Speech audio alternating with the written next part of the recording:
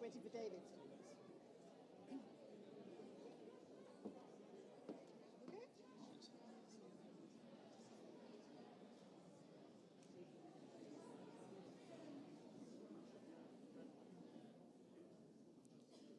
Good evening, ladies and gentlemen. It's my very great pleasure to welcome you to Conway Hall tonight for this year's Orwell Memorial Lecture. My name is Nicola Miller, and I am the director of UCL's Institute of Advanced Studies, which is proud to host the Orwell Foundation and to collaborate in its mission of promoting public education, particularly the youth workshops that are an important feature of the work that complements this lecture. It makes perfect sense, I think, for the Orwell Foundation to be based with us. One reason is that UCL's library is very privileged to hold the UNESCO-registered Orwell Archive, which was rented to us by his widow in 1960, and is the most comprehensive collection anywhere of research material relating to Orwell. And I'm delighted also to tell you that this very afternoon, the archive has been greatly enhanced by a major donation of recently discovered letters by Orwell. This correspondence has been preserved for public ownership and scholarship through the generosity of his son, Richard Blair. And I'd like to take this opportunity to extend UCL's very special thank you to Richard for all the work he's done over many years to support the archive and the work of the foundation at UCL.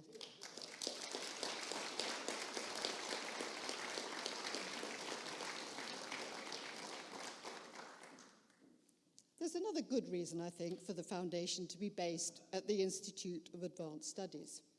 We're a research forum where colleagues from all over the world work to explore new models of knowledge, from exchanging ideas and critical debate across all kinds of boundaries. We create opportunities for people in humanities and sciences to work together. We foster synergies between creative artists and writers and scholars. And we work with activists and policymakers to bring new insights to understanding our contemporary world. Like Orwell, we believe that uncomfortable positions should be given a place, and we fondly hope that he might have approved of what we try to do. So on behalf of UCL, let me welcome you once again to this evening's lecture, and it's my privilege now to hand over to our next speaker, the biographer of Orwell and trustee of the foundation, David Taylor.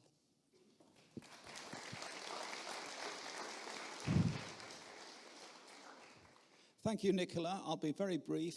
I know that some of you have had great difficulty getting here this evening, but as I survey the throng before me, I think despite a new COVID variant, despite a tube strike, despite the traffic out there, for the first time in 2 years, we have a live event, which is just wonderful. It's great to be here. It's great to see you all. I should say, for regular attenders, I'm not wearing Orwell's tie.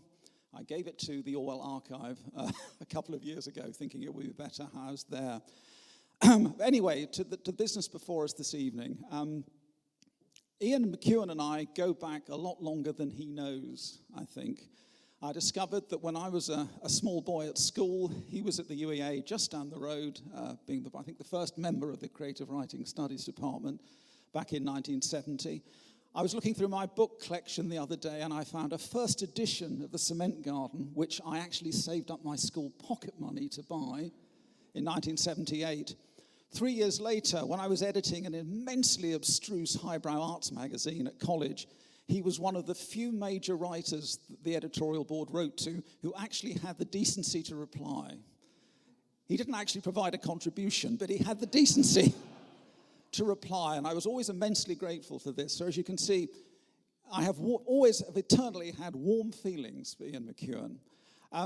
And why have we asked him to give you tonight's Orwell lecture, apart from the fact that he is a stratospherically distinguished novelist with an international reputation? Well, I think the reason is, looking at this strictly in terms of the political standpoint, which one inevitably ends up doing with Orwell. Orwell writes somewhere that after 1936, every word he wrote had been against totalitarianism and in favor of democratic socialism. small d, large S. But it must also be pointed out, something I'm increasingly conscious of as a biographer, is that Orwell really was a conservative in everything except politics. Ian, of course, was forged in that dynamic literary crucible of the UEA in the early 1970s, where his mentor, I think I'm fair to say, was Malcolm Bradbury. And of course, Malcolm Bradbury wrote a famous book called The History Man, which is about the limits of liberalism, something Orwell was absolutely fascinated by. And as Bradbury, I think, puts it in The History Man, our question we need to ask ourselves is, how long can we tolerate something which, if tolerated, will cease to tolerate us?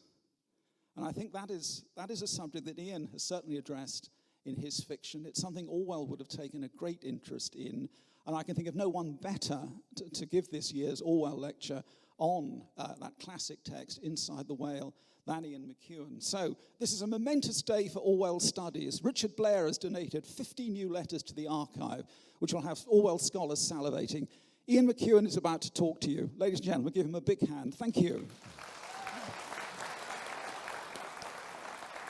Thank you, David.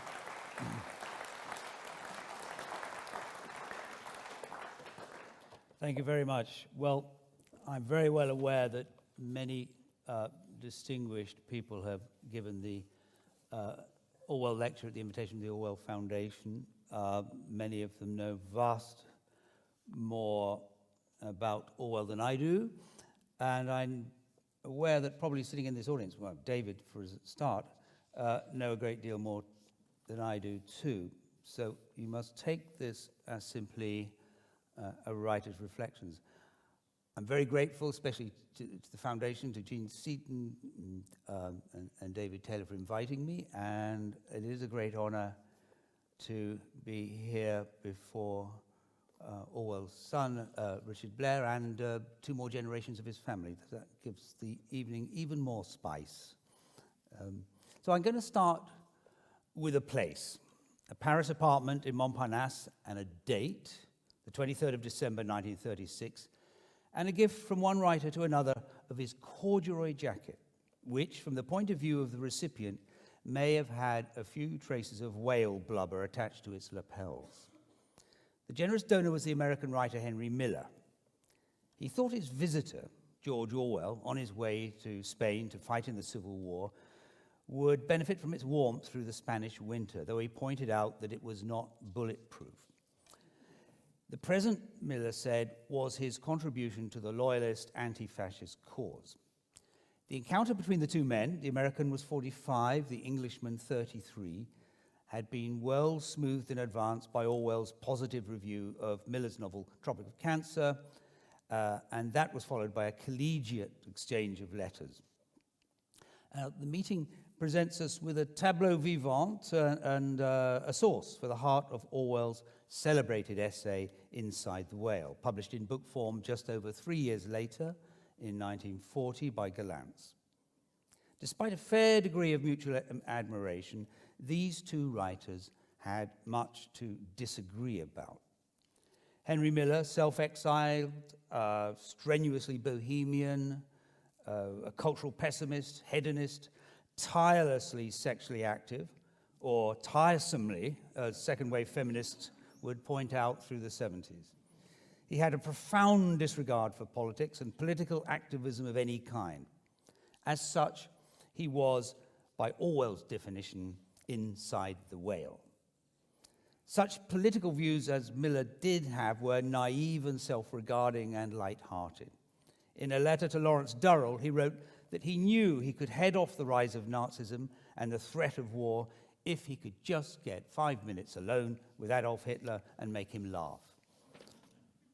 Our source for Miller's side of the meeting is the Austrian-British writer and lifelong friend Alfred Perlez, whose memoir of Miller was published in 1955.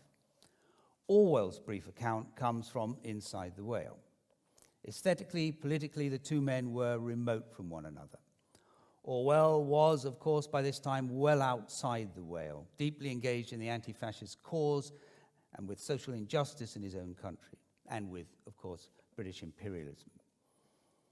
Orwell recalled, in forcible terms, He merely told me, Orwell recalled, in forcible terms, that to go to Spain at that moment was the act of an idiot. My ideas about combating fascism, defending democracy, etc., were all baloney. Miller didn't try for long to talk Orwell out of going to Spain. Miller believed that modern civilization was doomed and he didn't give a damn. According to the Pelez memoir, Orwell told Miller he felt guilty about his years working in the British Imperial Police in Burma, and Miller thought his visitors had done enough to expiate his guilt, living the life of the down and out and writing The Road to Wigan Pier. Orwell said that in Spain, a vital struggle for human rights was taking place, and he could not stand aside. Liberty and democracy protected the freedom of the artist, implicitly Miller's freedom too. Orwell insisted, wrote Pelez, that where the rights and very existence of a whole people are at stake, there could be no thought of avoiding self-sacrifice. He spoke his convictions so earnestly and humbly that Miller desisted from further argument and promptly gave him his blessing. At some point after that, he offered the jacket, far more practical, he thought, than the nifty blue suit Orwell was wearing at the time. It seems that the writers parted on good terms. In Inside the Whale, Orwell would go on to defend Miller's aesthetic liberty to refuse political engagement. And Miller, for his part at least, according to Pelez, would have donated the jacket even if Orwell had been going to Spain to fight for the fascist cause. I've looked at various pictures of George Orwell among the recruits by their Barcelona barracks or on the Aragon front that winter, but I have not been able to spot any warm, non-bulletproof corduroy. We know from Homage to Catalonia that Orwell wore his nifty smart blue suit on the train that night. As it approached the border the next day, a fellow passenger advised him to remove his collar and tie in case the anarchist frontier guards thought he looked too bourgeois and turned him back. It's possible that Miller's jacket found a home the previous evening on the shoulders of a passing tramp, or was tossed by Orwell into a Montparnasse dustbin. Such was the writer's inalienable freedom, he might have said. These differences between Miller and Orwell represent the North and South, the axis of orientation that writers confront now in our troubled times as in 1936 or most especially 1940. It's an axis along which writers might move back and forth according to their needs across a writing lifetime. There is no avoiding it, or rather, avoiding it is precisely the freedom that Orwell wished to grant in his essay. Given his own position as one of the most politically and effectively engaged writers of our age, Inside the Whale is a gift, another gift, of writerly generosity. This is the core of his essay, and this is what grants it its curious title, which came to him via Miller from Anais Nin out of Goya by way of Aldous Huxley. There you are, wrote Orwell, in the dark cushioned space that exactly fits you, with yards of blubber between yourself and reality, able to keep up an attitude of the completest indifference, no matter what happens. A storm that would sink all the battleships in the world would hardly reach you as an echo. Short of being dead, it is the final, unsurpassable stage of irresponsibility. Miller is inside the whale. He feels no impulse to alter or control the process that he is undergoing. You'd reasonably suppose that the author of The Road to Wigan Pier and the Homage to Catalonia, and with Animal Farm and 1984 ahead of him, that he would have disapproved of such irresponsible quietism. But generosity is not quite the whole story. With Inside the Whale, we catch him at a moment of profound disappointment, famously expressed by Auden as the clever hopes expire of a low, dishonest decade. Orwell's pessimism and disillusionment after the fascist triumph in Spain far exceeded Miller's careless formulations and was far better informed. Orwell had witnessed on his own side of the struggle the cruelty and cynicism of the Stalinists. By the end of the 30s, most people wearily accepted that another big war was coming, and so soon after the last.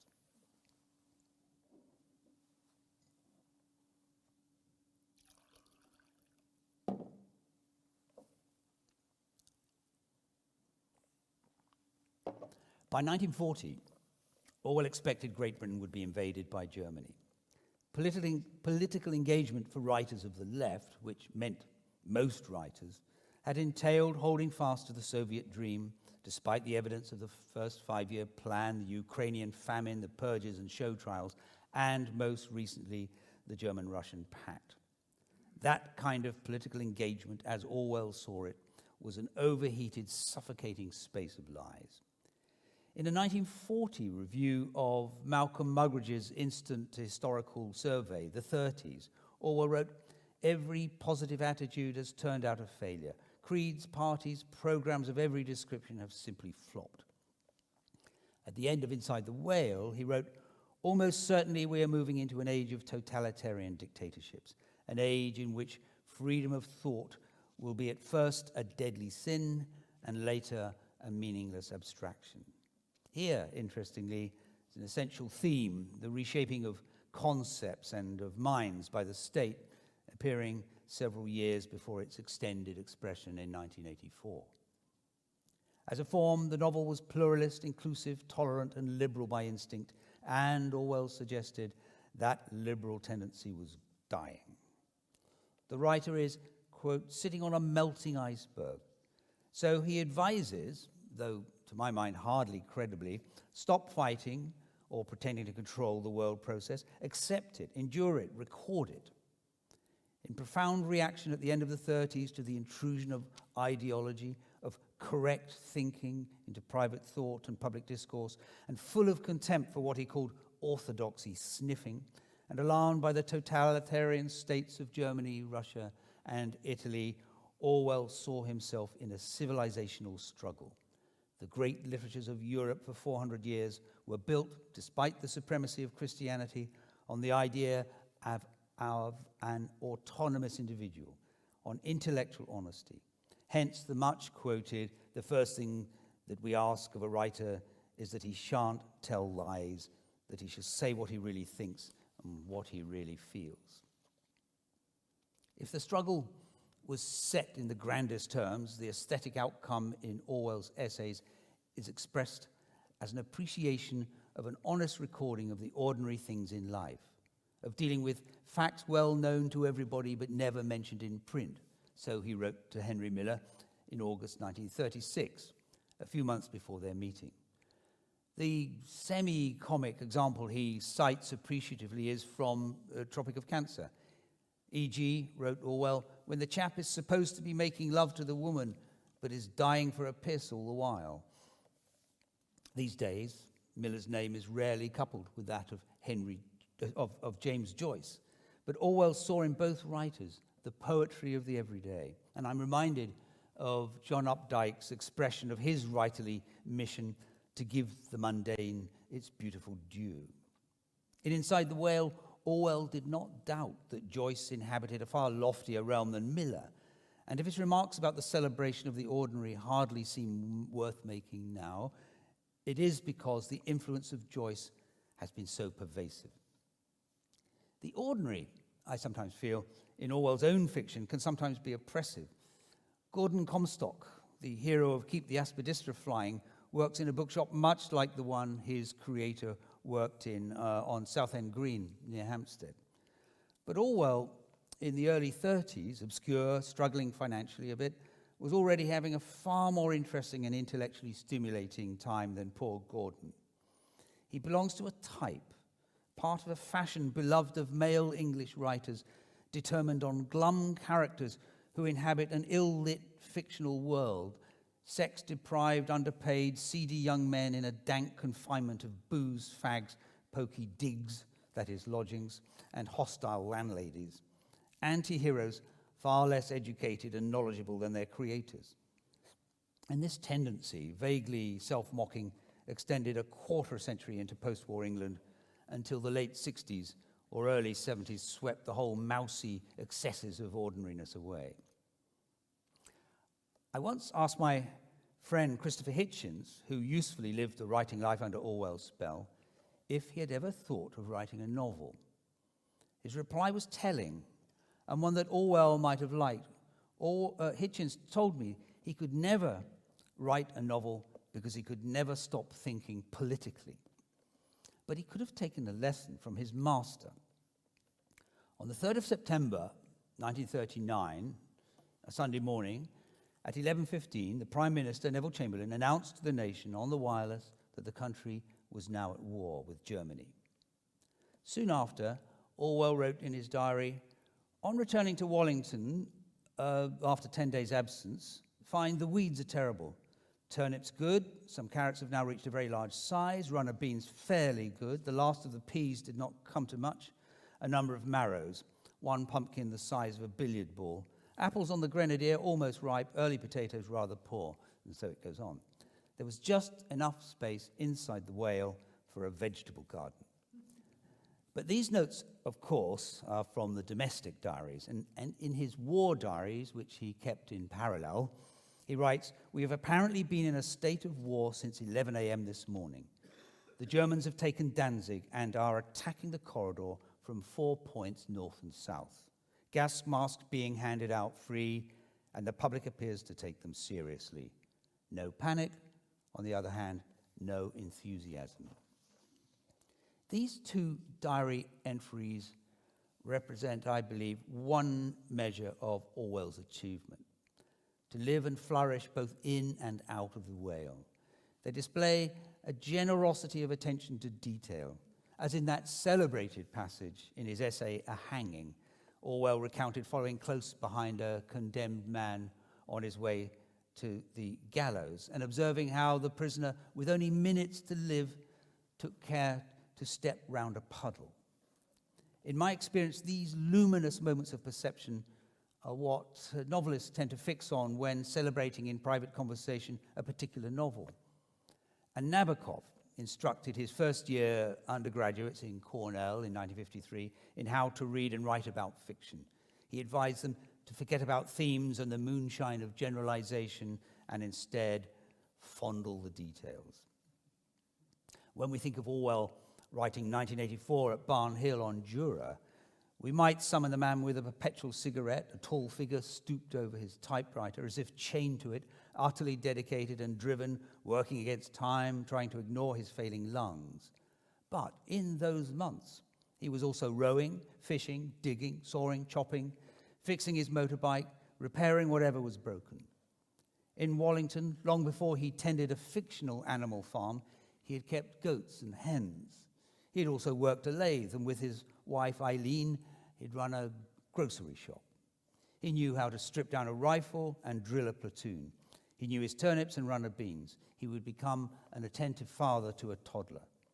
Half his life, the non-writing part, was in a world of solid things that resisted abstraction. And I like to think that this kind of practical engagement with the material world came from the same source that informed the empirical, clear-headed, and factual quality of his prose.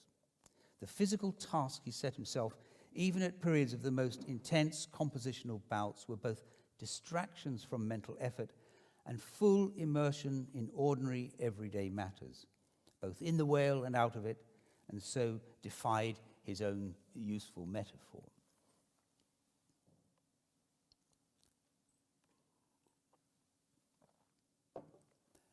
In 1945, Orwell, dressed in British Army officer's uniform, standard issue at the time for war correspondents, sat at a table in the De Magot brasserie in the Place Saint-Germain-des-Prés in expectation of an encounter with another writer. It was a meeting that never happened, for Albert Camus, suffering TB like Orwell, was too ill that day to attend. A pity, for they would almost certainly have had a deeper exchange than Orwell's with Miller, and both would have likely have reported back to their notebooks. There was much to discuss. Apart from TB and deep nicotine addiction, powerful Gauloise for Camus, equally powerful hand-rolled shag for Orwell. Apart from that, the two writers had Spain in common. Camus' mother was Spanish. His lover had been, and soon would be again, the actress Maria Casares, and she was the daughter of Santiago Casares y Quiroga, who was briefly prime minister at the time of the fascist insurrection. Camus was 10 years younger than Orwell and already famous. Orwell was well known, but Animal Farm, which would make him internationally renowned, had been turned down by various publishers and would not appear until August that year. Anti-Stalinist, anti-totalitarian, anti-Russian, Orwell and Camus had placed themselves outside the general current of left-wing orthodoxy. Above all, Camus, like Orwell, spent a writing lifetime considering the relationship between his political thinking and his fiction.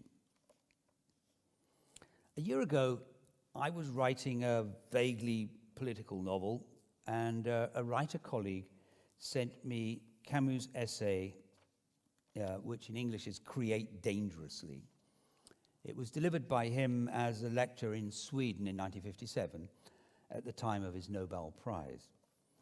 Now, Camus is particularly good on the desire of a writer to speak out and the aesthetic compromise or damage that a political conscience can inflict on a novel. Writing 12 years after the end of the war, Camus was as alive as Orwell had been to the failures of the great Soviet experiment. In 1953, the East German uprising had been violently put down. In 1956, the Hungarian Revolution was murderously suppressed by Soviet forces. By the mid-50s, the full horror of the Holocaust was beginning to be evident.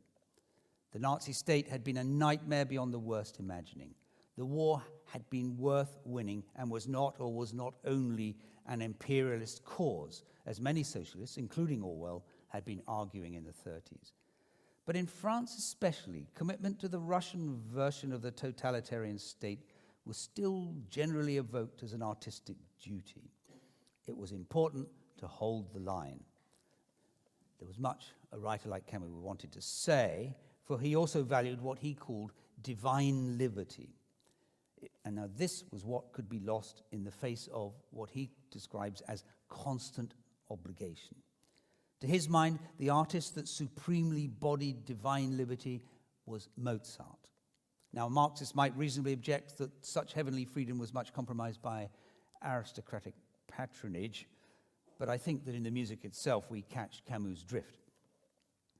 The tension between political engagement and aesthetic integrity, he conceded, was not easy to resolve. He wrote, "On the poop deck of slave galleys, it is possible at any time and place, as we know, to sing of the constellations, while the convicts bend to the oars and exhaust themselves in the hold. And it's always possible to record the social conversation that takes place on the benches of the amphitheatre while the lion is crunching the victim." But ultimately, tortuously, Camus does not quite reach Orwell's conclusion in defense of the stargazer and the gossip on the amphitheatre benches, even as he acknowledges that divine liberty was all. Reluctantly, Camus makes the case for engagement. He wrote, "It is easy to see all that art can lose from such a constant obligation. However, for Camus, the times were making pressing demands. In Camus' opinion, it was better, as he said, to give the era its due, since it demands this so vigorously, and calmly admit that the period of the revered master, of the artist with the camellia in his buttonhole, of the armchair genius is over." But still, Camus agonized. It was precisely the freedom of great art that challenged the autocratic state, he wrote. "Tyrants know there is in the work of an art, or in the work of all art, an emancipatory force." And then he wrote, "Every great work makes the human face more admirable and richer." At the conclusion of his essay, Camus made a point that will resonate with all who admire the clarity of Orwell's prose style. Camus quotes André Gide, who wrote, "Art lives on constraint and dies of freedom." A rather strange idea at first reading. And the sentiment is easy to misunderstand. The constraint Gide refers to does not come from the outside, from the government censors or compliant editors. Art, Camus wrote, lives only on the constraint it imposes on itself. Other forms of constraint will kill it. However, if art does not constrain itself, it indulges in ravings and becomes a slave to mere shadows. The freest art and the most rebellious will therefore be the most classical. So the possibilities of art in turbulent, dangerous times, Camus writes, lies in our courage and our will to be lucid. The more chaotic and threatening the world, the more disordered his material, Camus insists, so greater order is needed in the art. The stricter will be his rule, and the more he will assert his freedom. This, at the time especially, was a conservative view, but a bold one. It's always struck me that the spectrum, conservative to radical, in the arts is misleadingly paralleled in politics. Bach, for example, could be considered a conservative artist if his music did not render the term meaningless.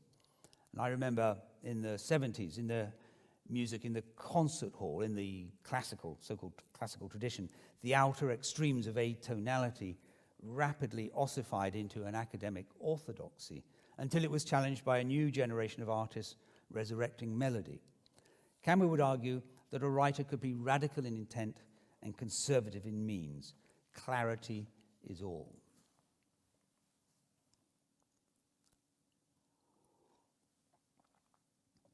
When Camus invoked the artist with the camellia in his buttonhole, the genius in his armchair, I think immediately of Henry James. The master was not famous for being troubled by the tensions between political engagement and artistic freedom, but my guess is that Orwell and Camus would have felt immediate sympathy for his version of divine liberty in his great essay of 1884, The Art of Fiction. But it does contain some practical advice that our two novelists of the mid-20th century would have found difficult to take. Don't think too much, wrote Henry James, don't think too much about optimism and pessimism. Try and catch the color of life itself. But elsewhere, there are passages that could have been written by Orwell. The good health of an art which undertakes so immediately to reproduce life must demand that it be perfectly free. It lives upon exercise, and the very meaning of exercise is freedom. And this is echoed by certain passages from Orwell's essay, The Prevention of Literature, he wrote, unless spontaneity enters at some point or another, literary creation is impossible. And later on, in that same essay, at present, we know only that the imagination, like certain wild animals, will not breed in captivity. And in a particularly sensitive passage from James's essay, Camus would have recognized his own ambivalence over how political engagement or telling a reader what to think could so easily destroy the delicate fabric of a fiction. James wrote, "Experience is never limited and it is never complete. It is an immense sensibility, a kind of huge spider web of the finest silken threads suspended in the chamber of consciousness and catching every airborne particle in its tissue. It is the very atmosphere of the mind. And when the mind is imaginative, and much more when it happens to be that of a man of genius, it takes to itself the faintest hints of life. It converts the very pulses of the air into revelations." It is easy to imagine how those suspended, finest silken threads would be disturbed, if not destroyed, by the tedious schedule that Auden evoked in his poem Spain, which Orwell quoted inside the Whale. Today, the expending of powers on the flat, ephemeral pamphlet and the boring meeting. Camus spoke and wrote often of the need to engage.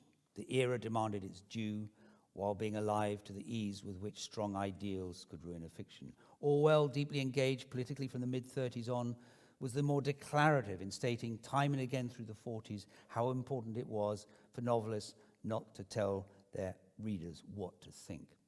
The imagination must be free. And yet he was the one who wrote the defining political novel of his and of our time. Do you remember when in January 2017, Kellyanne Conway, the US counselor to President Trump, referred to alternative facts? And that was when there was a rush to the bookshops for a copy of 1984. It has shaped our language and our thoughts with useful concepts, as we all know, such as thought police and doublethink.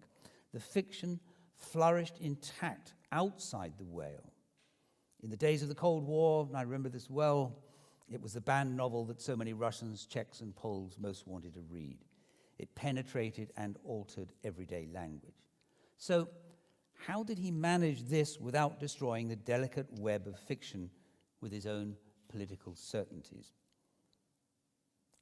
I would say that he succeeded in keeping intact what Henry James called the felt life, the grime, the banality, the cabbage smells of the novel, by abandoning himself to and freeing himself completely within an all-encompassing pessimism.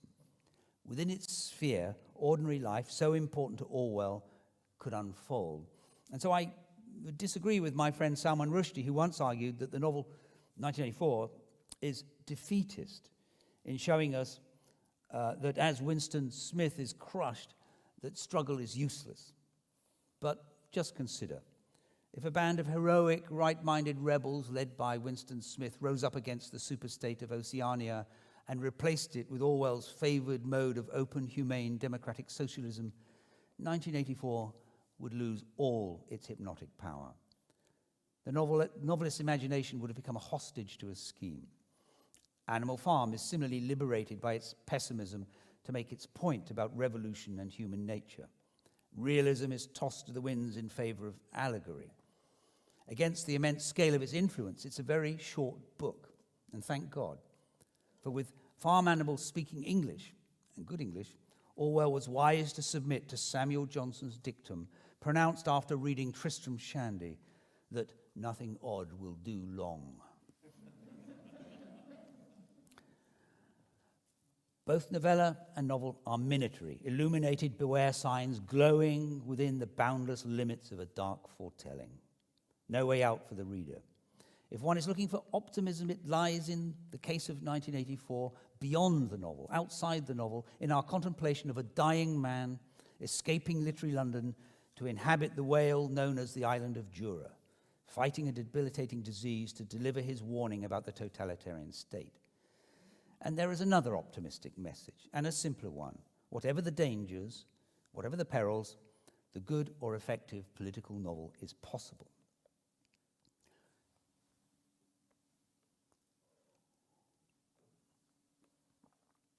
So, the reasonable challenge to me would be, what is another example? One obvious candidate is Aldous Huxley's dystopia Brave New World.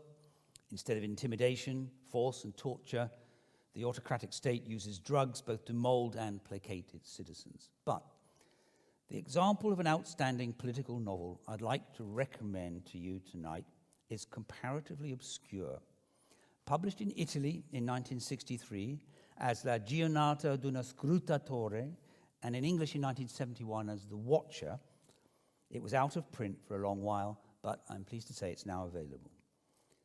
It was by Italo Calvino, not the Calvino of the delightful, intellectually sparkling fantasies of Cosmi comics, but the Calvino, the young Calvino, who was brought up as an atheist, read widely in physics as well as in literature, and remained skeptical, although not overly hostile, towards the established Catholic Church.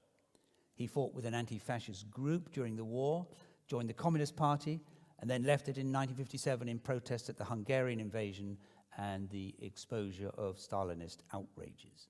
Like Orwell and Camus, he lived between fascism and communism. And like them, he knew well those borders between political engagement and creative freedom. The Watcher is a short novel whose central figure, Amerigo, is an official communist observer of the voting procedures in a Turin Catholic institution for, quote, incurables, where the polling apparatus is carried to the unfortunates, the afflicted, the mentally deficient, the deformed, even creatures who are hidden, whom no one can see. It's 1953, the year of an Italian general election. It's acknowledged that convents, asylums, hospitals, all run by the Catholic Church, traditionally serve as, Calvino writes, a great reservoir of votes for the Christian Democrat Party. At this institute, the Cotolengo, Amerigo must ensure that patients are able to vote on their own and are mentally capable. The Christian Democrats must not get votes on a fraudulent basis. At the start of the day, as he's shaving, he knows he's in for a sad, nervous day. The voting apparatus is carried around the wards and set up round bed after bed. The nuns, who are the nursing staff, are sympathetically observed. There's a chairman and there are watchers from other parties. Now, as the group ascends higher and higher through the building, the deformities become more pronounced until the mobile polling station encounters creatures that hardly resemble humans at all. They are immobile, limbless, they cannot speak. One has gills instead of a mouth, and like many others in the ward, can only squawk. The screen is going up round its bed. A caring nun will help the poor thing vote for the Christian Democrats. Amerigo intervenes to make his first protest. It will be duly considered. The chairman calls for an adjournment in proceedings. Now, running in parallel with this story is another. During the break, Amerigo has a phone conversation, the first of 3, with his lover, Leah. Without quite saying the words, she lets him know she's pregnant. He's furious with her, then with himself, and they're both in a state of turmoil. A termination is hinted at, but not properly discussed. What appears to be in question is the love he has previously declared for her and doesn't seem to be declaring it now. Returning to his electoral duties, Amerigo's objections to this particular inmate's vote are quietly accepted. The sustaining fiction will be that the patient's condition has worsened since he voted in the last election. But Amerigo is confused. What is he preventing in angling for his child's abortion? And what is he doing when he blocks the vote of this poor creature in the ward? What difference would it make? What are the origins of his awesome powers of denial? Political and domestic responsibilities then blend and are set against a more familiar background of institutional electoral fraud. Are personal and political probity separate realms? I first read this novel in the mid-70s, and what struck me was how sensitive it appeared to all of its characters and the way they were trapped in their differences. And it persuaded me that a political novel cannot succeed without a powerful and convincing personal story.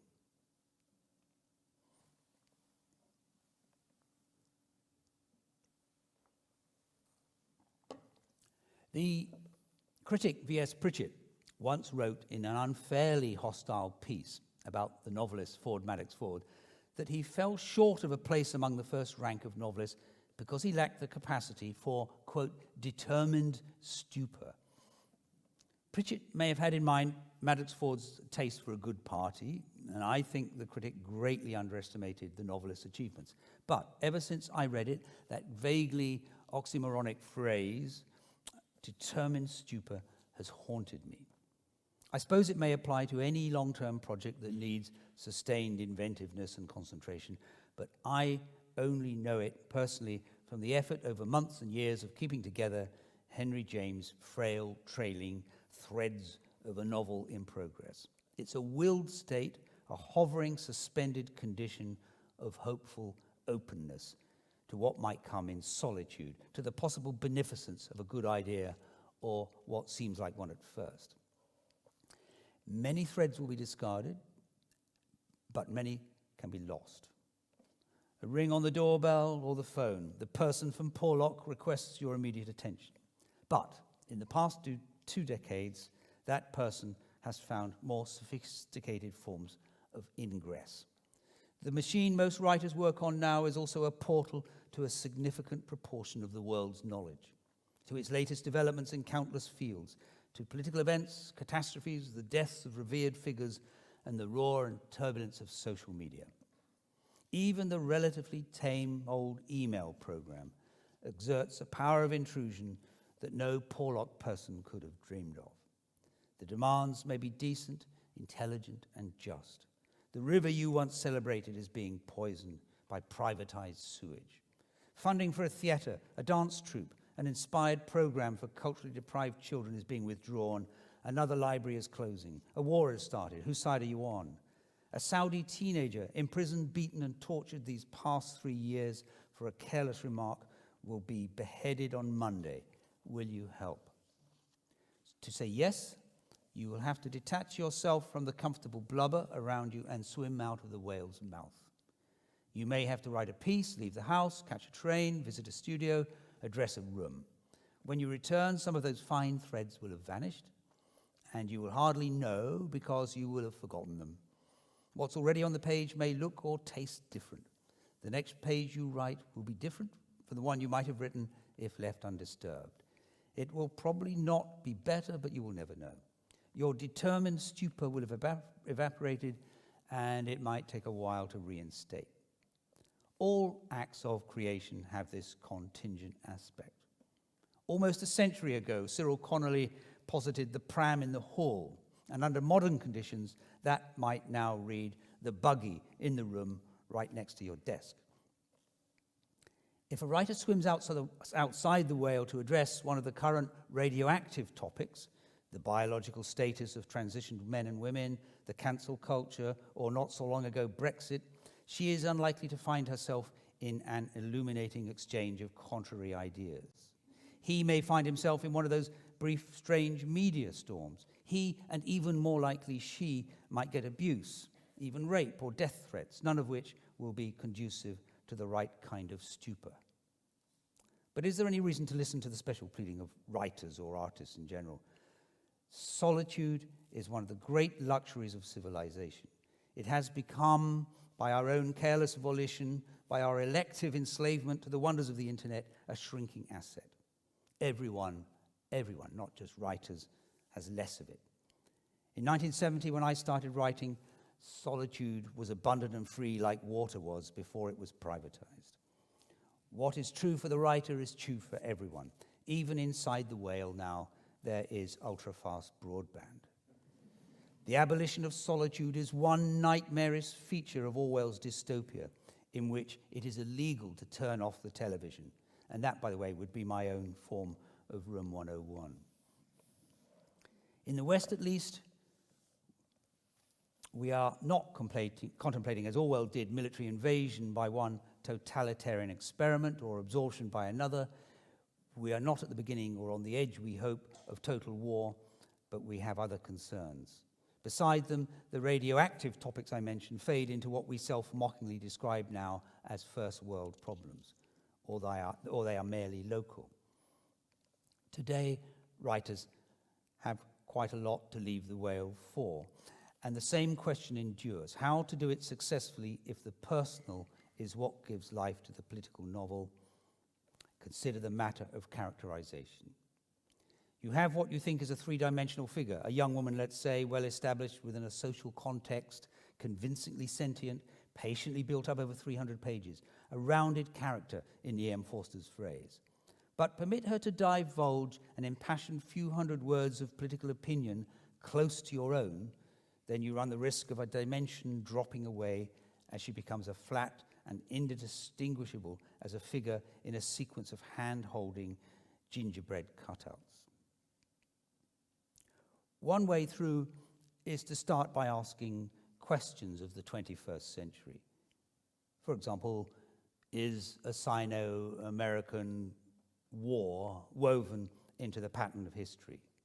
Will the global rash of racist nationalism yield to something more generous, more constructive? Might we reverse the current great extinction of species? Can the open society find new and fairer ways to flourish? Will artificial intelligence make us wise or mad or irrelevant? Can we manage to traverse the 21st century without an exchange of nuclear missiles? Or one could simply observe. We have before us nations run by well-dressed criminal gangs intent on self-enrichment, kept in place by security services, by the rewriting of history, and by passionate nationalism. Russia is one.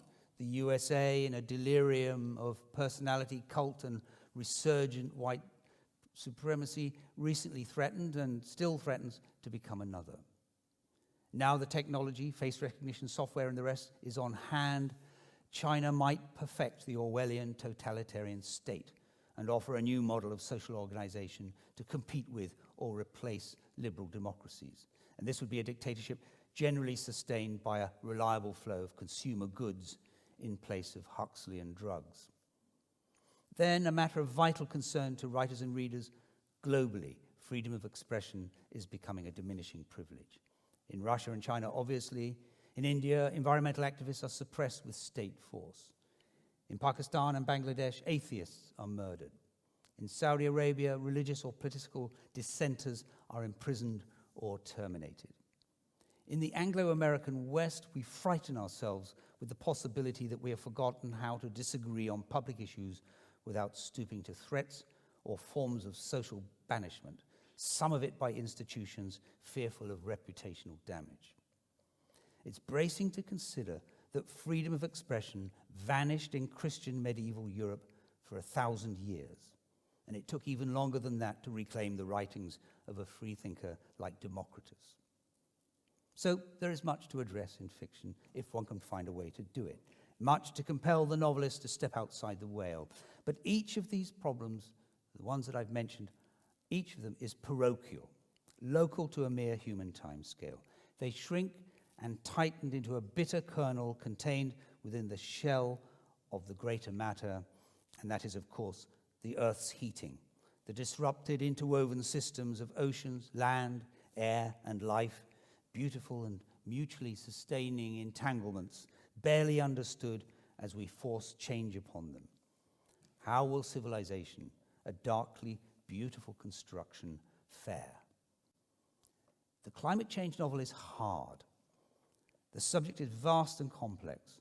Much detailed science may be involved. What should have been a practical problem has become part obscured by vested interest and is therefore deeply political. It's difficult to encompass the scale of the disaster we appear to be walking towards. That problem of the uses and counter effects of pessimism arises. And besides, most readers of serious novels are already persuaded. But above all, moral or political urgency can throttle the life out of the novel, as already seen. However, the core of the matter is at one with the novel's traditional concern, human nature, and in this case, our formidable cleverness in desperate contention with our formidable stupidity. Amitav Ghosh has challenged the idea that the social realist novel, with its fascination with the everyday, the ordinary, celebrated by Orwell in Joyce and Miller, whether it's up to the task of confronting the unthinkable transformational scale of the climate emergency. Others have made the case that science fiction, with its daring imaginative reach, is best placed. Many fine contemporary writers have dashed the blubber from their shoulders and made the attempt. Margaret Atwood, Barbara Kingsolver, King Stanley Robinson, James Bradley, Hilary Mantel, Jeanette Winterson, Richard Powers. They and scores of others have risked a form of aesthetic ruin, but they've made a conscious, serious choice. The matter is too urgent to resist. A climate catastrophe could easily become the only subject, simply because it looks like it's already begun to change our politics and culture, our flora and fauna, our sense of the seasons, our rootedness in the world, our feeling for the future, and our sense of the local, of the community, threatened by migration on a scale we have yet to encounter, in millions, in tens of millions, fleeing uninhabitable parts of the planet. Or we will be the ones who are fleeing and facing the hostility of new neighbors. There is a metaphysics, a zeitgeist enfolded within the climate alteration that we have hardly begun to grasp. And even if all the CO2 and the methane emissions were to cease tomorrow morning, there is inertia in the process, and our natural and man-made world has started to be different. The ordinary, the everyday, is about to be utterly changed, and the realist novel will have to work hard if it wishes to avoid or deny what is real.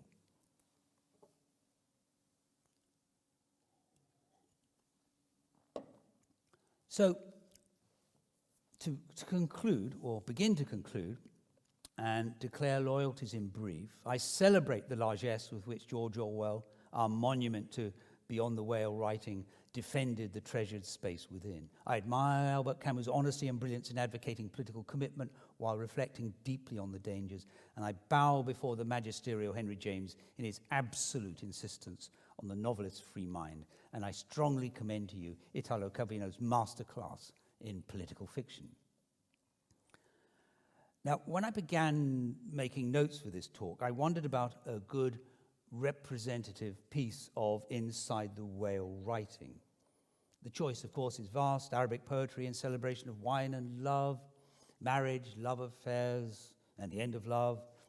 But finally, I chose the tiniest thing, a famous haiku by the great Japanese poet of the 17th century, Matsuo Basho, a man who loved the wilderness. No politics, no social injustice, no cruelty, no threats, no danger. And here it is in a translation by Reginald Blythe. The old pond, a frog jumps in, the sound of water. I'll say it again. The old pond, a frog jumps in, the sound of water. In the world, there are well over 7,000 known species of frogs in an extraordinary range of shapes and colors. And if it doesn't sound too much like 2 + 2 = 5, some frogs are toads, but all toads are frogs. Frogs have been around for 200 million years, against our 200,000. Apart from the Sahara and Arabian deserts and a few other deserts, and the very far north and Antarctica, they populate the entire Earth. With their porous skins and occupying a midpoint in the food chain, they are exceptionally vulnerable. They are finely, exquisitely adapted to their environments, and as such are regarded by ecologists as environmental bellwethers. So that's to say, a decline in their populations is a reliable indicator of environmental degradation. Best estimates are that more than 2,500 species of frogs are threatened with extinction. 130 species of frogs have vanished since the 1980s. In Britain, in the 2019 State of Nature report, it noted the depleted numbers and diminished biodiversity of freshwater ponds and concluded that 90% of lowland water bodies are degraded. So you might conclude that conditions inside Orwell's whale have been radically transformed. Might we reasonably assume that there is no longer an insight to the whale, that the creature lies stranded on the beach, as whales sometimes are, that the guts and blubber and ribcage are on display, the rotting flesh is flapping open to a turbulent world of omnipresent broadband, vanishing solitude, and to a too successful, clever, stupid species fouling its own nest? Is inside now outside? Does there no longer exist such a place where the imagination might retreat to in order to dictate its own terms and create new forms of beauty or insight or disruption? I believe that Orwell's answer would be then as now, yes. Yes, it is vitally important that there is such a place. I hear his voice. Amazingly, we have no recordings, but I hear it in my thoughts, quietly and contrary to his own practice, insisting that to take delight in the inner calm evoked by the sound of a frog leaping into a pond is not to deny that the frog is threatened with extinction, or that the pond may vanish in the next drought or from the next onslaught of industrial chemical farming.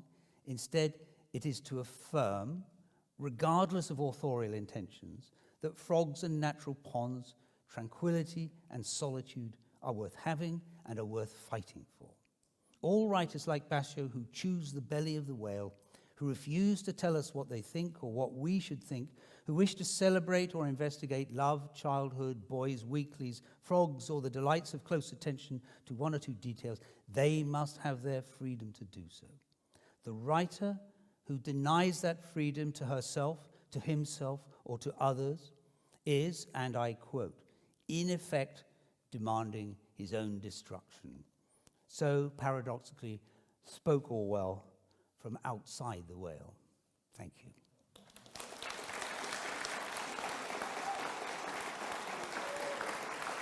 Thank you.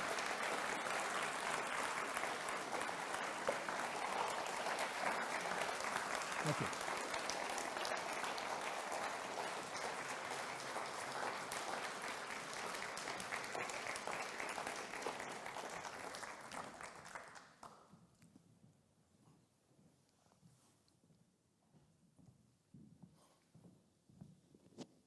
Well, Ian, thank you for what was, I think, an important, insightful and very thought-provoking lecture. I'm sure there are going to be lots of questions, and we've got half an hour or so for those. We're going to start, though, with two of our Orwell Foundation Youth Fellows, who I'm pleased to say are with us this evening, and they're going to ask the first two questions. We've got Isabella and Jennifer with us. Isabella, would you like to start? Can you wave a hand so we... Oh, there you are. Hi. Thank you so much for speaking with us today. We were particularly interested by your use of... We've got a microphone for you, Isabella. Oh, thank you so much. We were particularly interested by your use of the Camus quote that it's always possible to record the social conversation takes place on the benches of the amphitheatre while the lion is crunching the victim. How would you suggest that we express and capture the authentic views of those who can't use their own voice or express their opinion, such as those unable to write it? And at what point would you believe that this becomes propaganda written from a position of prestige, such as in the stands of the amphitheatre? Well, it's the good point, and it's the point that Camus agonized over so intensely. When he says it's always possible, to be in the gossip on the benches or look at the stars while others are slaving away to get you to where you want to be,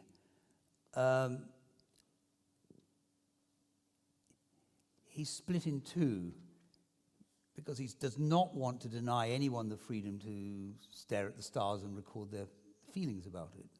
But he's also aware, I guess, that if you spend a whole writing lifetime doing that, you are turning your back on the things that are vital.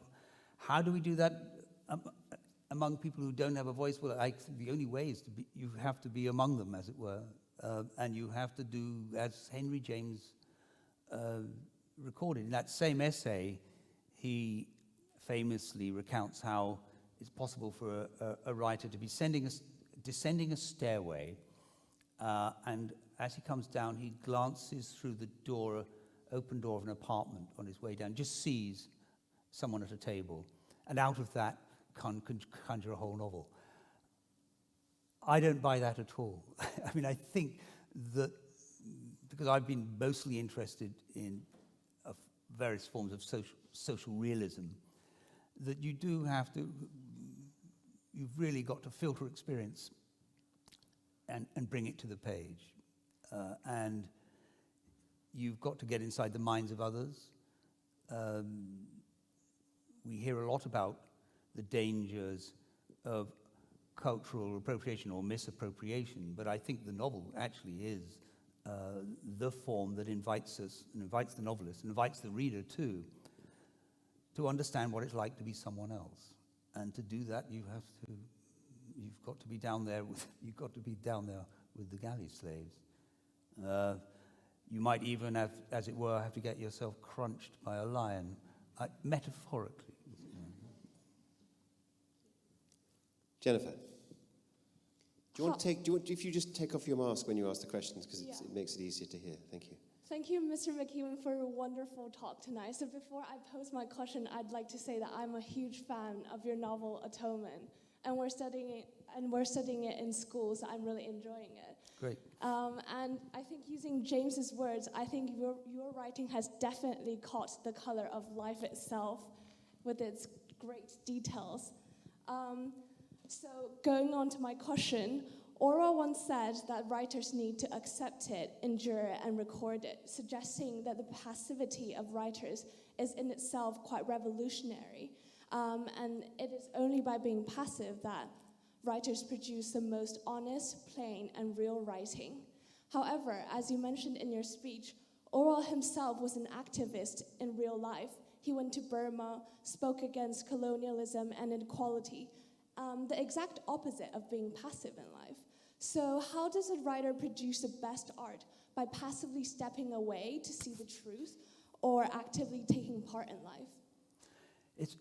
I mean, as you can see, the problem is a complete mess. And in many ways, Orwell doesn't help us. If only he had sat inside the whale, it would be perfectly consistent for him to recommend and defend everyone who did. And those lines about, particularly in the Prevention of Literature, you can read it, and you can read it also, a version of it in this review that I cited from Muggeridge's book on the 30s. There's his pessimism. It's very hard, and that's why I said I find it hardly credible that he's recommending that this is what writers do. My only way out of this, other than to accept that there's a tension there that Camus found, is to say that perhaps the business of in or outside the whale has to be resolved not by a writer, but by a literary culture. And when I say a literary culture, I also mean to include readers. That is, it matters what the entire literary culture does at a particular time.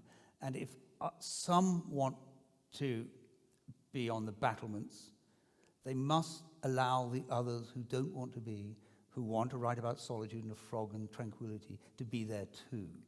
And what one has to avoid is the bullying tone, and many writers are very susceptible to this, that the only thing worth doing is the thing that they happen to be doing. It's a very human thing, you know, and you get all kinds of versions of that. You hear physicists tell you that particle physics is the only understanding of reality, and you get chemists and biologists, novelists, surgeons, policemen, all telling you what they do takes you to the heart of what is ultimately real. It's a human quality. I think what Orwell is saying in the very last line I quoted is that we need a colossal amount within the literary culture, readers and writers together, of an embrace of all possibilities. I mean, that's my only way out of this, I'm afraid. That it's not the individual. And anyway, as I suggested at the beginning, many writers go in and out of the whale. You know, it's quite possible to be sort of confronting climate change or expressing some political thing that got on top of you one moment, and then the next retreat into lion crunching victims. Great, thank you. Thank you both for those questions. So we can throw it open to the floor now. We're suffering a bit up here from interrogation lighting. It's quite difficult to see. So if you could wave your hands around. I see one here. And if you could just remove your mask while you're asking the question, that would be very helpful. Thank you. It would also be nice if people introduced themselves when they asked a question. Tony Curzon-Price. Ian, thank you so much for a wonderful lecture. As I was listening to you talk about writing about climate change, I obviously thought about your own venturing outside the whale in solar, and it struck me that in solar, one of the most humorous but cruelest scenes you have is a bunch of artists trying to do something for the climate in Svalbard. And they can do nothing. What you tell us absolutely is that they are useless in this struggle, and that what's important is the all-too-human, failing scientist anti-hero of solar. And so my question to you in relation to the lecture that you've just given is this a bit of paradoxical self-deprecation? Do you really believe that the artist, once you step out of the whale, do you really believe the artist has no role in the struggle for climate change? What do you think you were doing in solar? It's a very good question. What was I doing? First of all, let me say that remember that the whole scene in Svalbard is reflected through the eyes of Henry Beard, who is a climate skeptic at that point in his life. He opportunistically becomes something else later. But I was really asking myself the very question you've put to me. Yes, you can make terrific sculptures. You could write the novel, the poem, the play, the film. The trouble is, and I mentioned this in my lecture, that the kind of people reading a literary novel are already persuaded. This is your problem. And Henry Beard is the one skeptical voice here in which I'm using him to really interrogate myself on this matter. It's very painful. I know a lot of artists, especially from that time, the Cape Farewell time, who were deeply engaged, and they made some beautiful things on the ice, on the 80th parallel, and there were some very good exchanges. I wasn't there as Henry Beard. I was there because I was about to make my own piece of art. I was halfway through the first part of Solar. But it's a difficult question, because all artists who want to do something about climate change are pursued by the thought of their own uselessness in this. Yes, you might be able to persuade others, perhaps, but you're mostly addressing people who are already persuaded. And yet it has to happen. And I come back to my point about the literary culture, which we could extend to the culture, that we've got to encourage it, we've got to have it, we've got to keep pushing it. But always at our back is this voice that, we can't decide, artists can't decide whether China is going to open its coal mines, or whether the United States is going to start drilling for oil in its national parks after 2024, when Trump or some avatar of Trump is re-elected, assuming the worst. So many of these things are out of our power, and yet it has to happen. That's all I can say. We've got to do it, got to keep on doing it. It is particularly difficult with climate change, I have to say. If you ask me my favorite at the moment, thinking back of the last few years, The Understory, Richard Powers, I think, is the most beautiful novel I read, but will it change anything? I have no idea. Okay, we have one here.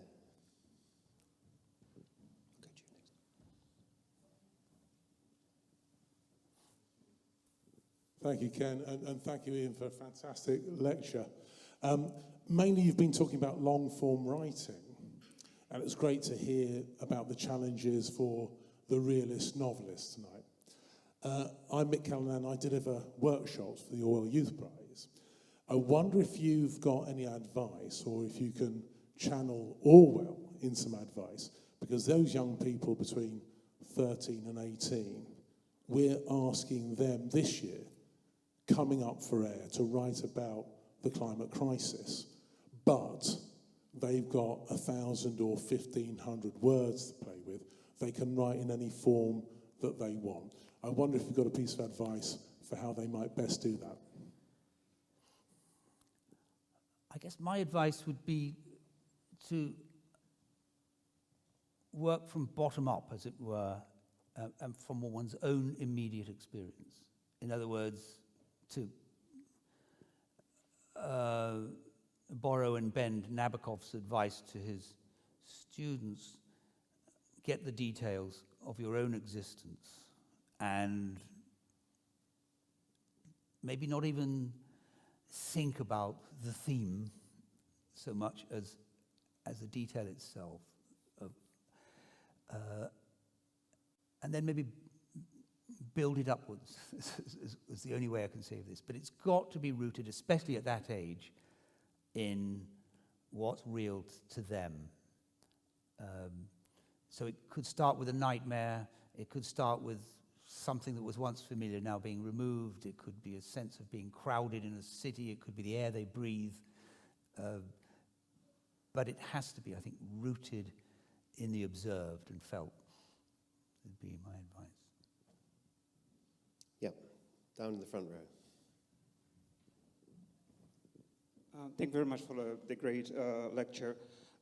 I always doubt if there's such thing as apolitical writing. Even if you are trying not to make a statement, you make a statement anyway. So my question is, what is, in your opinion, the power of literature inside the way of literature creating real change in the world, maybe regardless of authorial intent. So many stories that are probably not political, but they have the message imbued in them, and how the power of doing, making change through them, considering the people that are not already sold in the idea are the ones that normally read those stories. Again, a very good question. I find very difficult to answer, but I think what you lay the burden of responsibility on writers inside the whale is just the same as the ones outside, actually. Remember, we're so persuaded by Orwell's metaphor that for a moment we've now made this binary world. And I know it's, but there is just all writing. And Orwell's metaphor is powerful, but we mustn't be overwhelmed by it. That's what I want to say. So that what is the function of the best writing? Part of it is, I think, to impart some sense of wonder and joy at the very fact of existence. A second might be to make people alive, as I said earlier, to the possibility of knowing what it's like to be someone else, and therefore to exist in a sensitive moral realm to other people's difficulties, that lack of the things that you might have yourself, and so on. But somewhere in there has to be the notion of pleasure. We mustn't be too grim about this. Recently I had an email from my daughter-in-law who'd just been to see a Shakespeare play, and she expressed such joy, and in such a grisly tale. It was Macbeth. But the joy of the verse, the psychological complexities, and for once Shakespeare was not some monolith, not a monument, but spoke sensually directly to her. And I thought, well, I would love to be the writer who got a review like that. So we must never lose the notion of imparting joy. I know pleasure can be on a wide spectrum, but let us never lose track of that. There are so many dangers of constraining literature to one thing or another. Yes, it can have a social purpose. Yes, it can create social change. Yes, it can bring people alive to a whole range of issues. And of course it must do that and will do that. But the pleasure in being alive, we're not going to be here very long. As my old friend Clive James used to say, no one gets out of here alive. It's an extraordinary, privileged stretch of a few decades to have a consciousness. How easily you might have not existed. It's so easy. What an incredible stroke of luck that particular person your mother met, particular person your father, had they met someone else, had your mother stayed in to wash her hair, you wouldn't be here. And you won't be here again, in my view. And I think literature needs always, whatever it's trying to persuade people of or not persuading them of, it needs that element of wonder, of just how extraordinary it is to be a conscious being. We have a questioner right in the back row. Well, I think it's probably better to use the mic if you don't mind waiting But for it. don't hold it too close to your lips, because the words get blurred. It's easier if the mic's a few inches away. Hello. Hi. There we go. Thank you very much for a fascinating lecture. There's another part of Orwell's Inside the Whale that I find particularly fascinating, and I think it just touches on what you were just saying. He talks a bit about how the youth, he talks about a book that he read as a boy that he didn't think would appeal to children then as he was writing, but then he also speaks about, or writes about, how the youth are basically rebelling against their parents' age, and in a way that's quite raucous. It feels at the moment that words to younger people, forgive me, I'm of a certain age, are seen to be something that can harm rather than bring the joy that you've just been speaking about. And I wondered about that sense of rebellions of age and whether what we can do to ensure that people don't feel that words hurt them as much as I think a lot of young people now feel is the case. Yeah, this is a very big generalization about the young, and I'd be wary of it. I know that there is the means to harm via anonymity on the internet, and so there is a tiny proportion of people who leap to that and do great harm with threats and derision and so on. Whether this is actually definitive of a generation, I would be wary of. Steven Pinker writes very well 2 or 3 years ago about the general tendency of those older to think the young have lost touch with the subtleties of language. And he started with an example from now, then he found one from the 30s, then he found read one from the mid-19th century, and he went on back to about the 11th century. That young people today they don't read, they don't understand language the way we did, they don't. Anyone who watched closely COP26 at Glasgow the other week and looked in on some of the fringe meetings, which were packed with the young, would have heard some of the most extraordinary speeches. I mean, I was swept away by some of them. Some, and I'm not only talking of Thunberg, but I mean some by people still in their teens, early 20s, passionate, lyrical speeches about what we might lose and what we must do. So I have to part company with you on that. I just... Yeah. Oh, right, okay.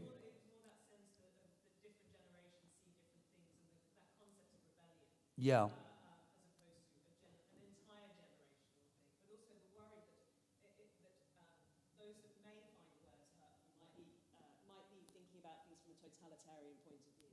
Yeah, well, I take your point. I mean, in a way, if you'd said to me in 1970 that in 50 years' time, everyone from the age of 8 upwards will know how to type, I would have said, don't be daft, that's just secretaries. And secretaries were all women at that time, writing down the words of men. Now we're all wordsmiths. And even if we make fun of the compressions in texts, still we live in an age of words. I mean, we really do. Yes, it's a human thing. They carry great damage, great pain, but everything else too that we value. Okay, we've got one here a bit further back. There we are. Yeah, thank you. Thank you for the lecture, which I found on fire. Can I use a phrase, actually, in the generosity of the writer? Could you say a little bit more about that, please? Thank you. Well, let me name a writer who I think is spectacularly generous, Dickens. Anyone who's read a couple of Dickens novels will begin to get the idea of what it's like to really open your heart out to the complete range of human possibilities.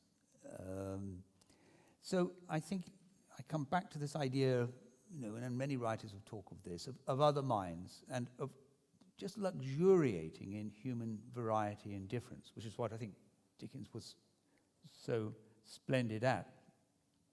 Slightly marred by always that sense of caricature that he held on top of it. But I think the generosity of the writer is cultural appropriation, actually. It is, and that's what I think of as generosity, and others think of as a terrible thing. Some do, anyway. But I've never met a writer who doesn't feel that she or he is in the business of trying to get out there and understand others and bring that understanding onto the page in a way that is persuasive. And that's, I think, the heart of generosity. Okay, there's another one just here. Thank you for the lecture, Ian. I wanted to ask whether it was possible that inside or outside the whale was much more complex if you didn't begin from feeling that you stood in a place that had authority and legitimacy. So, if you feel that you are, if you like, needing to represent gender, sexuality, race, disability, any of the things that we think of as needing to be recognized as not having equal power, it puts you in a place as an artist which then says, well, my inside the whale might look like I'm retaining the status quo, when actually I know that it's a place that excludes me to some extent.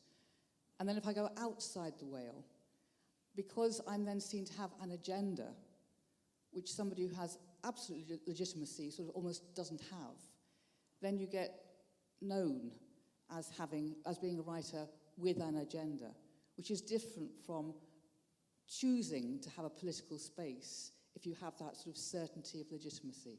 So I wonder whether it's a much more complex issue if you belong to one of those other places that doesn't start from you have the maximum power.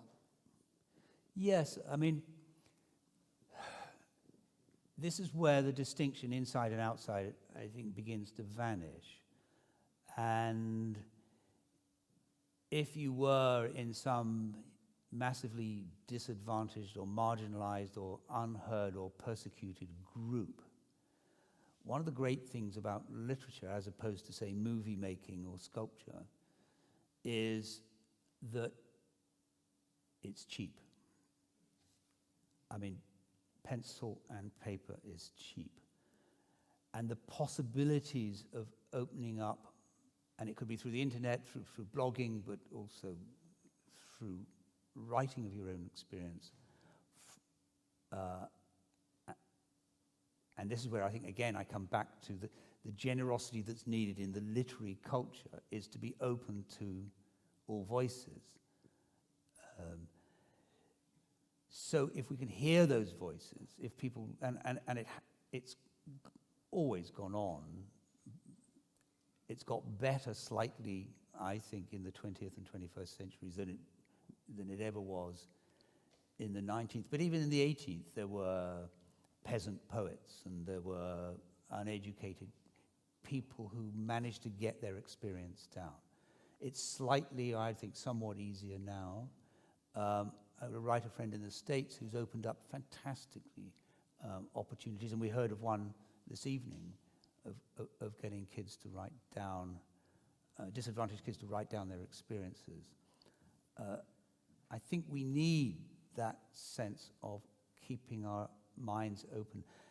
And if they write what seems like to be inside the whale, from our perspective, it will seem like outside the whale, because you're hearing from a social context you may have ignored, and now you're hearing it. And hearing it becomes a political act. Is that too contorted for an answer? I don't know. No, not at all. I think we've got time for one more, if there's one more question. Here. Down here in the third row. Thank you.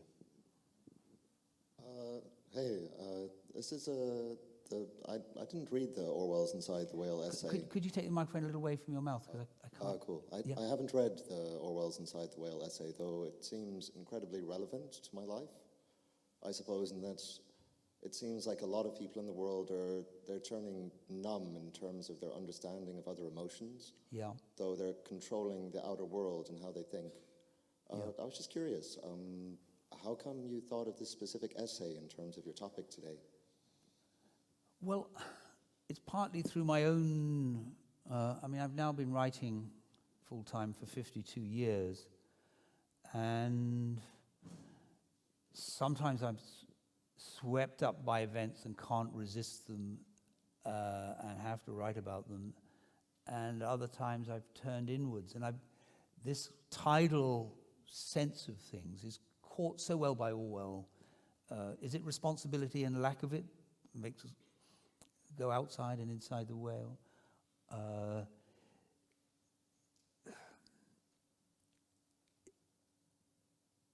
When you turn to that essay, you'll find that a great chunk of it is a survey of the literature of the 20s and 30s and reflections on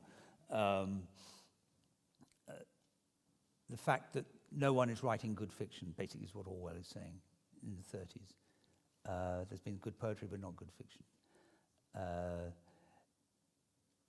After the war, he mentions, and this has it was taken up by many writers, the First World War was described by participants who weren't necessarily grand or high or privileged, but suffered it and wrote about it.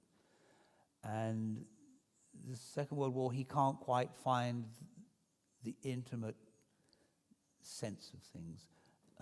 But anyway, Inside the Whale was 1940 and preceded all that. So it's huge now for us, and that's why I think it's very, as you say, very relevant to us now. If you want to write a poem, as worth, or a short story or a novel, are you going to write about your immediate world with no reference to what's happening around you? Or are you going to feel you've somehow got to get all that in? What's great about the essay and about Camus' contribution to this and Calvino's exercise of it is that you've got to be aware as soon as you address the big issues of the day that you do not lose sight that you are writing a story, and it's got to remain, it's got to have the felt life, it's got to have the personal story. It best not spell out its themes. It must let those... At no point does Amerigo in Calvino's story tell us what Calvino thinks. He just has his character in a torment about his own situation. So it is, it's very different from, say, the procedure of 1984. So it's very much with us. And the extra problem is now that a subject like climate change is not just one of a list of topics that you might want to address along with Brexit or whatever. There is a metaphysics to it. And as I said earlier, it affects the woods you walk in, your sense of your children's future, or your sense of community. And in other words, the real is changing under our feet. So how do you do it? It is very, very difficult. I think it's easier to write a novel about Brexit, actually, than to write about climate change. I think it is one of the great essays of Orwell's, and I say that means a lot, because The Prevention of Literature, Notes on Nationalism, these are all extraordinary essays, and I do recommend those who've not encountered Orwell in this form to find a selected essays. I'm sure the Penguin do one, or someone does. But yeah, it is very relevant to how we both feel as citizens, but how we also feel as writers or potential writers about our subject matter, whether we're going to be inside or outside or both at once. Well, thank you. I'm sure we could have continued much longer. I must say that when Ian agreed to give this lecture, we were absolutely delighted, and I think it's going to rank as one of the finest of the Orwell lectures. It was a really timely topic, a perfect essay for the moment, I think, and as I said before, I think an important really enjoyable lecture. I myself was particularly reassured by the notion of pessimism as a liberating force. Yes. I think that's a particularly timely and comforting notion. Well, pessimism can be delicious. Yeah. Pessimism can be delicious, yes, and it's just as well. But thank you again, Ian. It was terrific. Thank you so much for that. Thank you.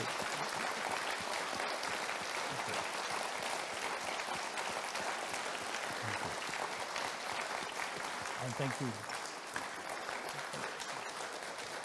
I'm going to go this way. Yeah.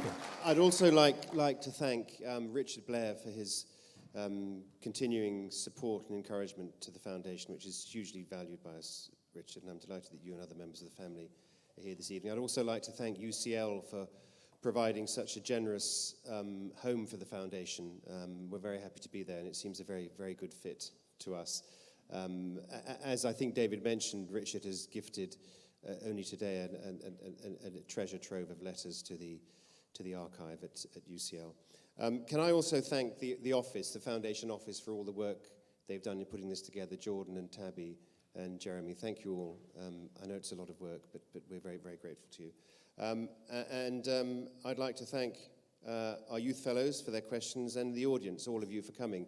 And Jean, our indefatigable director, who's asked me to point out that if you want to support the Foundation's work, you can do so by pointing your phone at the QR code on the program, and we'd be very grateful if some of you were to do that. Please also visit our website, because we have regular events across the year, and you may enjoy attending some of those, and we'd be delighted to see you if you do wish to come. But lots of information on our website, so please do visit it. Thank you all for coming, and thank you again, Ian. Thank you. Thank you.